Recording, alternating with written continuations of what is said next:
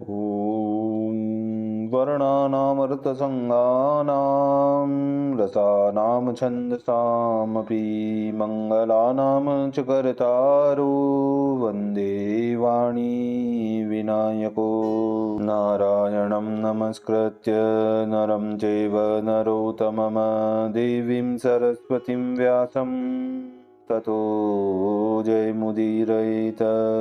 गुरुर्ब्रह्मा गुरुर्विष्णु गुरुर्देवो महेश्वर गुरुर्साक्षात् परब्रह्म तस्मै श्री गुरुवे नमः। बोलिए सियावर रामचंद्र भगवान की जय, राधावर कृष्ण कन्हैया लाल भगवान की जय, उमा महेश्वर भगवान की जय, गायत्री ब्रह्मदेव भगवान की जय, सद्गुरुदेव भगवान की जय, माता पिता गुरुदेव की जय, समस्त संतगण भगवान की जय, समस्त भक्तगण भगवान की जय। ओम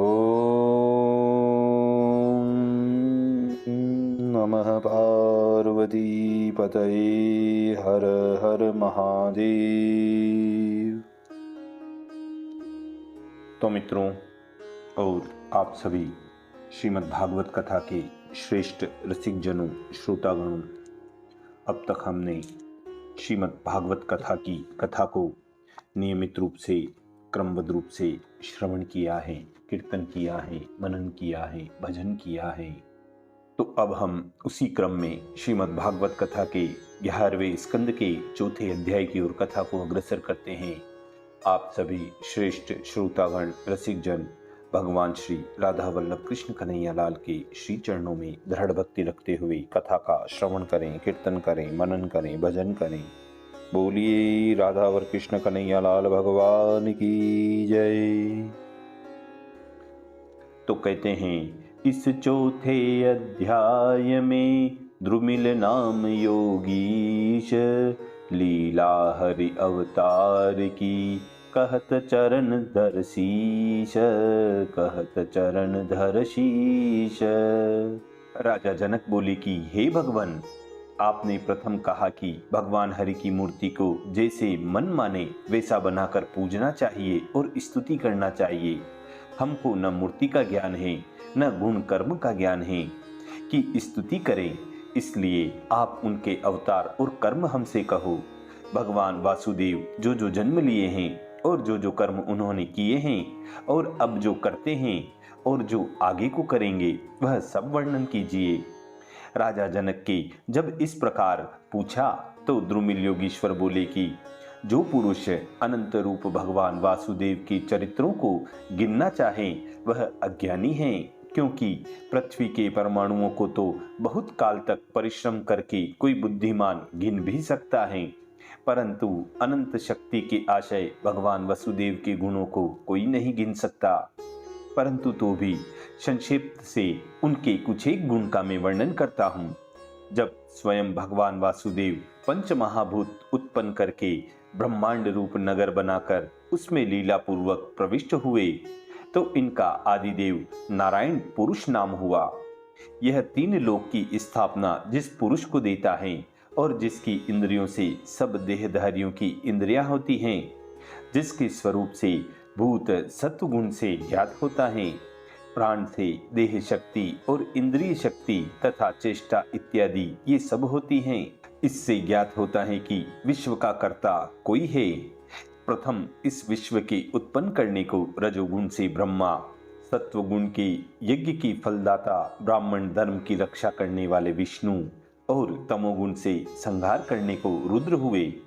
इस प्रकार प्रजाओं के बीच जिससे निरंतर जन्म, पालन और नाश होता है वही आदि पुरुष हैं। वही आदिदेव दक्ष की बेटी मूर्ति नाम धर्म की स्त्री के विषय ऋषियों में श्रेष्ठ अति शांत स्वरूप नर नारायण अवतार हुआ और जिससे कर्म नष्ट न हो ऐसा निष्कर्म ज्ञान बताया और आपने भी उसके अनुसार कर्म किया है। ऐसे श्रेष्ठ ऋषियों से सेवित जिनके चरण वे भगवान नर नारायण रूप बद्रिकाश्रम में आज तक विराजमान हैं। ही महाराज, इस समय एक भगवान वासुदेव के अवतार को बताने वाला, परम शक्ति दिखाने वाला इतिहास कहते हैं, वह आप सावधान होकर श्रवण करो। एक समय नारायण को परम शांत तप करते देखकर देवराज इंद्र ने विचार किया कि यह तप करके मेरा स्थान लेना चाहते हैं। यह विचार तपस्या में विघ्न करने के लिए परिवार सहित उन इंद्र ने काम को भेजा और भगवान वासुदेव की महिमा को नहीं जानने के कारण कामदेव उनके स्थान में अप्सराओं के गण वसंत और मंदवायु सहित जाकर स्त्रियों के कटाक्ष रूप बाणों से उन भगवान को मारने लगा। तब गर्भ रहित नर नारायण इंद्र का किया हुआ अपराध जान शाप के भय से कांपते हुए कामादिक देवताओं से हंसकर बोले कि हे कामदेव, हे दिवांगनाओं, भय मत करो, हमारा आतिथ्य ग्रहण करके हमारे आश्रम को सुशोभित करो, क्योंकि जिस स्थान पर अतिथि का आदर सम्मान नहीं होता है वह स्थान शून्य कहलाता है। हे राजन, अभय के देने वाले श्री भगवान हरि के इस प्रकार कहने पर लज्जा सहित और नम्र सिर हो कामदेव आदि देवता दया संयुक्त श्री नारायण से बोले कि हे प्रभु, तुम्हारा इस प्रकार कहना कुछ आश्चर्य की बात नहीं, क्योंकि आप माया से परे हो, निर्विकार हो, आत्माराम और धीर मुनियों की समूह आपके चरण कमलों को नमस्कार करते हैं। हमारे अपराध का आचरण भी कुछ आश्चर्य की बात नहीं है, क्योंकि हमारा स्वभाव ही ऐसा है। आपकी सेवा करने वाले पुरुष देवताओं के स्थान को उल्लंघन कर आपके जो परम धाम वैकुंठ में जाते हैं उनको इंद्रियादिक देवता बहुत विघ्न करते हैं। आपकी सेवा करने वाले दूसरे पुरुष जो यज्ञ में देवताओं को उनके भाग रूप कर देते हैं उनको विघ्न नहीं करते, परंतु जिनके आप रक्षक हो वह आपका भक्त निश्चय विघ्नों के माथे पर चरण धरकर आपको प्राप्त हो जाता है। अभक्तों को काम क्रोधादिक सब वश में कर लेते हैं। उनमें जो हमारे वश होते हैं वह भोग भी करते हैं, और जो क्रोध के वश होते हैं वे तो अति मूर्ख हैं। क्षुधा, तृष्णा, सर्दी, गर्मी, वर्षा, पवन, जीभ का स्वाद और विषय भोगादि जो सुख हैं, इनको लांघकर जो पुरुष निष्फल क्रोध के वशीभूत हो जाते हैं वे अपार समुद्र के पार उतरकर गायों के खुरों के गड्ढों में डूब जाते हैं। ये लोग शाप आदि देकर अति कठिन तपस्या को वृथा छोड़ देते हैं। न तो मोक्ष के अर्थ न भोग के अर्थ। इस प्रकार भगवान वासुदेव ने कामादिक की स्तुति सुन अपने योग बल से उत्पन्न अद्भुत रूप वाली सेवा करती आभूषणों सहित सहस्त्रों स्त्रियां कामादिक को दिखाई। वह देवताओं के सेवक मूर्तिमान लक्ष्मी के समान उन स्त्रियों को देखकर उनकी गंध से मोहित होकर उनके रूप गुण उदारता से इनका शोभा दर्प सब जाता रहा। तब देवों के देव प्रभु भगवान वासुदेव हंसकर नम्र हुए और कामादिक देवताओं से बोले कि इन स्त्रियों से किसी को तुम वर लो।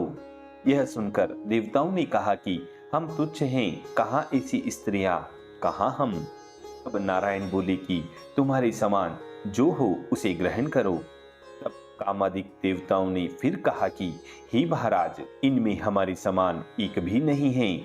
तब भगवान ने कहा कि एक तो तुम ले लो, तुम्हारे स्वर्ग को भूषण होगी। तब कामादिक देवता भगवान नर नारायण की आज्ञा मानकर अप्सराओं में श्रेष्ठ उर्वशी को लेकर प्रभु को नमस्कार करके स्वर्ग को चले। स्वर्ग में जाकर देवराज इंद्र को प्रणाम करके सभा में सब देवताओं की सुनते नारायण का बल कहा। तब इंद्र अति आश्चर्य मानकर अत्यंत भय को प्राप्त हुए। इन्हीं प्रभु ने हंसावतार लेकर संपूर्ण आत्मयोग को कहा। फिर एक दत्तात्रेय, एक सनकादिक, एक भगवान ऋषभदेव, हमारे पितामह सब विष्णु रूप ही अपने अंश से जगत का कल्याण करने को प्रकट हुए थे। और इन्हीं विष्णु ने एक समय हयग्रीव अवतार लेकर मधुदैत्य को मार वेदों का उद्धार किया था। एक समय प्रलय के समुद्र में मत्स्य रूप धारण करके मनु, पृथ्वी और औषधियों की रक्षा की थी। वाराह अवतार लेकर हिरण्याक्ष को मारा और जल से पृथ्वी का उद्धार किया। क्रूमावतार लेकर अमृत मतने को अपनी पीठ पर मंदराचल पर्वत धारण किया। इसके उपरांत दुखित होकर शरण आए हुए गजेंद्र को ग्राह से छुड़ा। एक समय बालखिल्य ऋषि कश्यप जी के लिए काष्ठ लेने गए। वहां गाय के खुर के गड्ढे में पानी भरा था। उसमें डूबने लगे। तब इन्होंने बहुत स्तुति की। वहां से आत्मविद्या में तत्पर ऋषियों को छुड़ाया और वृतासुर के मारने की जो ब्रह्म हत्या हुई थी उससे देवराज इंद्र को छुड़ाया। अनाथ देवताओं की स्त्रियां असुरों के घर में रुक रही थी, उन सबों को अनेक अवतार लेकर छुड़ाया। फिर नरसिंह रूप धारण करके भक्तों को अभयदान देने के लिए हिरण्यकशिपु का वध किया। मनमंत्रों में देवता और दैत्यों के संग्राम में देवताओं के लिए अपनी कला से दैत्यपतियों का संहार किया। संपूर्ण लोकों की रक्षा की और वामन रूप धारण करके राजा बलि से भीख के मीस इस पृथ्वी को लेकर देवताओं को दे दी। परशुराम का अवतार लेकर 21 बार पृथ्वी को क्षत्रिय रहित किया। हे कुल के नाशक भृगुवंश में अग्नि रूप प्रकट हुए। इन्होंने ही फिर रामावतार लेकर समुद्र बांधा और लंकापुरी में स्थित परिवार समेत राक्षस राज रावण का वध किया। जिनकी कीर्ति संसार में पाप को नाश करती हैं, वे ही रघुनाथ जी अब विद्यमान हैं। भूमि का भार उतारने के लिए अजन्मा आप यादव कुल में जन्म लेकर जो देवताओं से भी न किए जाए इसे काम करेंगे। पीछे जो यज्ञादिक करने की योग्य दैत्यों को बुद्ध रूप धरकर मोहित करेंगे। इसके उपरांत कलयुग के अंत में कल की अवतार लेकर शूद्र जाति के राजाओं को मारेंगे। हे महाराज, हे जनक जी, इस प्रकार महाभूज जगतपति भगवान श्री वासुदेव के जन्म और कर्म अनंत हैं। मैंने तो संक्षेप से ही वर्णन किए हैं। इसी मधुर संवाद के साथ श्रीमद् भागवत कथा के 11 स्कंद के चतुर्थो अध्याय पूर्ण है। चौथे अध्याय की पूर्णता व समाप्ति होती है। बोलिए श्री कृष्ण कन्हैया लाल भगवान की जय।